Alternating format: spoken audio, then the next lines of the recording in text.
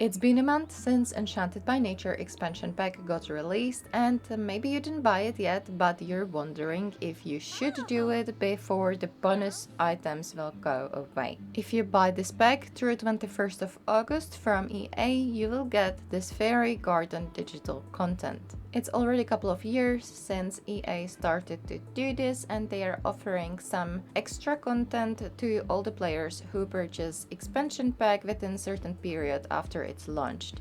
In this video, I will try to give you a mini review of Enchanted by Nature, what is my opinion about it, and if I think it's worth it to buy it for the full price. First, let's have a look at this bonus digital content. This belongs to the fountain decoration category, and you can see it on the right side of the screen. It's called Lofty Leaf Pond. The second item is a lantern, and it belongs to the light category. You can see it has different swatches, same like all the other items which are part of the bonus content. And the third item is this fairy home. You already know that Enchanted by Nature expansion pack brought fairies, and this is probably the only item that feels a bit exciting to have as extra content, because it is the variation of another fairy home that we have in the game, and it's part of the expansion pack. This object offers you a little bit of gameplay, so it's nice to have two instead of one. But now let's have a look a little bit more into the pack itself. We have a new world which is called Innisgreen, and Innisgreen has 3 different neighborhoods. Right now I'm hovering over coast of Admore, but we have also another neighborhood which is called Spruceberry Grove, and the third one, which is on the left side, is called Everdew. This world is one of the better ones which came with expansion packs, at least based on my opinion. I quite like how different each neighborhood is, and it's also related to the gameplay. If you want to be a fairy, it's most likely that you will choose Everdew as your home neighborhood. If you want to enjoy your foraging skill and be in connection with the nature, you will probably live in Spruceberry Grove. And if you just want to be a regular sim and have some nice neighborhood to live around, Coast of Admore is your way to go. If you're interested, now you can pause the video and read the world description, and we will move on a little bit, so I will show you how this world looks like.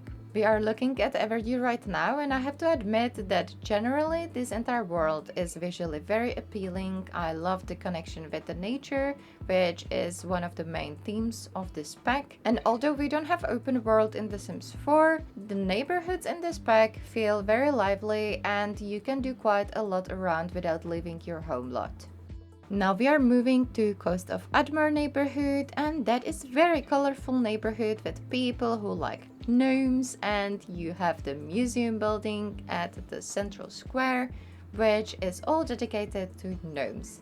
It looks really nice because it has this coastal vibe, and I really like this area. And now let's have a small peek at Spruceberry Grove, which is the third neighborhood, and this one is very green again. You will have a lot of activities related to gardening and all the green sims who want to live with natural living skill. Overall, I think Innisgreen looks really nice. I think it's one of the better worlds that we got with the expansion packs, as I said already before. And one of the small details that I really like is that we have buildings that we can interact with when you are around the neighborhood. For example, you can shop for the gardening supplies here, and even if it's rabbit hole, it's still very nice to give you the feeling that you can do something a little bit different outside. And I know you may be familiar with that from different packs, because this is not the first pack when this appeared, but I would appreciate more lots like this in the game, because at least it will give you the illusion of open world that we had in The Sims 3.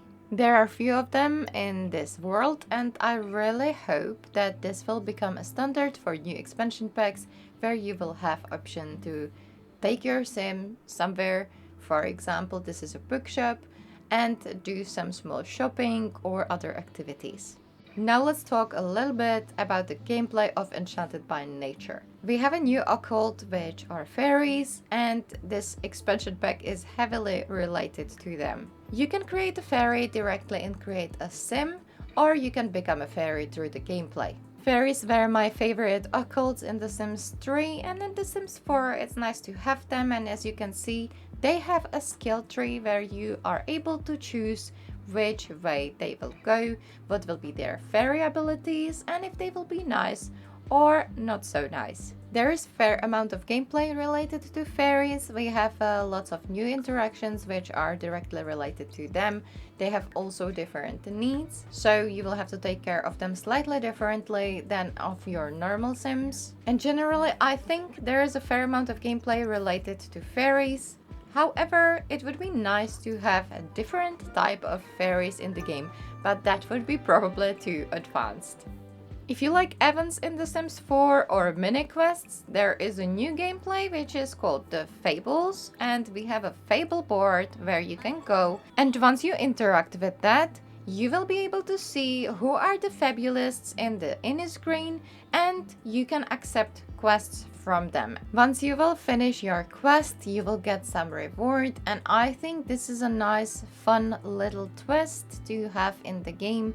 When I buy a new game or expansion pack for The Sims 4, I always think about the value. And it's really hard to define how you will find the value of certain game or pack. And I think that amount of the time that you can play the game is definitely an easy metric that you can decide if it's worth it or not. So regarding that, having fables in the game is definitely a plus, because it adds that time that you can spend by finishing these fables, and there's quite a lot of them. So you should try them, and you should try to finish it all if you will buy this pack. Another gameplay feature which was introduced with Enchanted by Nature expansion pack are ailments, balance and imbalance, and luck. Immediately after the release, ailments started to be really annoying for a lot of players, so their frequency was reduced. So now your Sims are not experiencing ailments that much, and ailments are longer term illnesses which affect your Sim, their appearance, and also their behavior. Balance and imbalance is a bar which tells you about your Sim if they're balanced, imbalanced, or very imbalanced. You can also turn this off, and if you want to know how to do it, I have the entire video how to do it. Balance and imbalance affects the way how your Sims will feel, and also the frequency that they will get ailments. And luck, that is completely random. Your Sim will wake up, and they will either wake up with the good luck, bad luck, or they will not feel any particular way. And as you would expect, if your Sim will have a good luck, they will experience better findings if they're foraging, or it will be easier for them to get a promotion. There's entirely new skill which is called natural living, and that is something which will make it much easier for your Sim to spend time outdoors and actually live completely out of everything you will be able to find in the nature. You can forage, and that's definitely a fun way how you can get food or some ingredients, or you can also get some collectibles, so that way you can make money when you will sell it. You can also take care of your hygiene in the water, you can sleep on the ground, and you can also summon a privy bush which will allow you to relieve your bladder. And last but not least, you will be able to eat raw fish or raw frogs that you will find. So if you like the idea of this playstyle, it is something that we didn't have in The Sims 4 before. When I'm talking about the gameplay, we have to talk about the apothecary, which is a new skill added to the game. And we have also the new career, which is called the naturopath. They go hand in hand together, and the naturopath can actually cure ailments, which is the core gameplay of this entire career and this apothecary skill. Same like with any other skill, when you are progressing with apothecary, you will have access to create different elixirs and different cures for ailments. So you are growing with your Sim, and you are unlocking the ability to craft something new. The career of naturopath is active career, so you will be able to see clients at your home lot, and you will be able to stay with your Sim at home and perform the career tasks. I think it's always great to have active careers, and I'm really happy that we have a new one in the game. However, I have to say that I did play naturopath and I leveled up all the way to level 10 You can watch the video of the gameplay if you want to. And I think that after a while it gets quite boring and repetitive, because you will be able to tell very easily once you experience all the ailments, the visual signs of them, and how to cure them. So I think it wouldn't hurt to have a little bit more of variety for this career. Now let's talk about create a sim, and I will tell you that here I'm not super impressed. It's not completely bad, but it's also not super impressive. I would definitely want more items for fairies, and I would also want a regular clothing related to this natural living skill. Some of the hairstyles are nice, but you will be able to see once I will go to the male category that they basically reused the hairstyles for masculine and feminine looking sims, and there's nothing wrong about that, but I would definitely expect more of the hairstyles and also more of the clothes for masculine and feminine sims, and not just to recycle them and add them to both categories. I genuinely think that is really lazy, and I'm not a big fan of that, because give me some variety for masculine and feminine sims. Don't just recycle that for both categories. At least one positive that I can say about Create a Sim for this expansion pack is that you are able to customize fairy wings. Once you select your preferred type of the wings, you can customize them with stencils and paintbrushes, same way as you may be familiar with cats and dogs. And you can get really creative, so this saves that a little bit. Now let's have a look at the build by items, and I'm not gonna go completely through them, but I will show you the overlook of it and what you can expect in this expansion pack. As you would expect, most of the items have this whimsical look, so you will use them probably to create the fairy houses. I'm really glad that they included the proper curved windows that you can use for curved walls, because when we already have curved walls in the game for some time, why do not have most of the windows adapted to it? On the other hand, I'm sad that they didn't include any windows which will be adapted to medium and tall walls. There are also not that many wallpapers that you can use in this pack, however there are a lot of swatches of this one wallpaper, and here you can see the rest what you can use on your walls. We have 3 different floors. I don't know why they didn't include at least one wooden pattern. There is a new staircase, some railings, we have some different patterns for the roofs and different trims. But now let me talk about beds and this weird detail that there is a one bed which is missing in this set, and that is a proper single bed. Imagine that you're building the entire house and you want to have everything related to it, and you just don't have a single bed for your teenager, for example. Call me naive, but I'm still hoping that they will add a single bed with this theme later with some patch. As I said before, most of these items look very whimsical and fairy tale like, so I can't really see you using them in other builds than builds related to fairies or some storytelling which is related to that. And here is another item which I'm really annoyed about.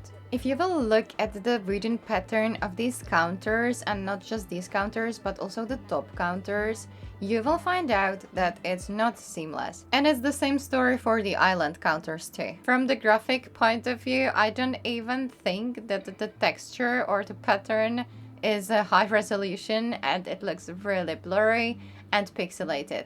So I'm not a fan of this, and I'm not a fan to see obvious seams between individual counters. It looks even worse on these island counters, and I'm genuinely not impressed, so I don't think that when I will build a kitchen I'm gonna be using a lot of these. I will show you how ridiculous it looks when we will get to styled rooms, which are part of Enchanted by Nature pack. Another thing that a lot of you would probably expect from this expansion pack is that it will be flooded with plants and flowers, and you can't be further away from the reality. There is really not that many plants and flowers. You can find some new ones if you will unlock the debug menu, but I don't think that regular players do even access the debug, so you will be probably disappointed unless you will unlock the debug. As usual, part of this pack are also styled rooms. I know most of the players probably don't use them if they are builders, but it is a fun way how to show all the items that are coming with expansion pack,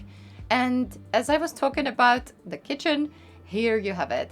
Look at the island counters. How ridiculous this look. I could maybe stand the standard counters along the wall so I don't see it as obviously, but having this as a centerpiece, this genuinely triggers me so much. Now let's talk about if it's worth to buy this expansion pack for the full price to get access to these 3 items which are the bonus content. If you were about to buy this expansion pack just because of these 3 items, I don't think it's worth it. I think there was a better bonus content in some of the previous expansion packs, so just for these 3 items, please don't buy it.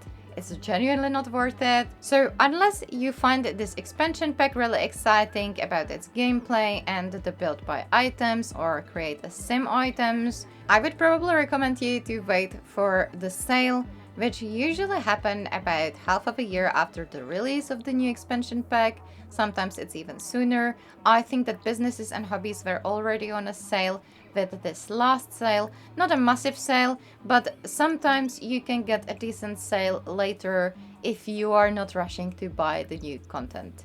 Although there are aspects about the gameplay that I like, such as natural living skill, because that was something that I was looking forward to, I think I was more excited about businesses and hobbies expansion pack than this one. I hope that you found this video helpful. If so, please consider to subscribe to my channel if you're not subscribed yet. If you stick around with this video for this long, I would also like to hear your opinion. What do you think about this pack? Please give this video a like, and I hope that I will see you in some of my other videos. Bye!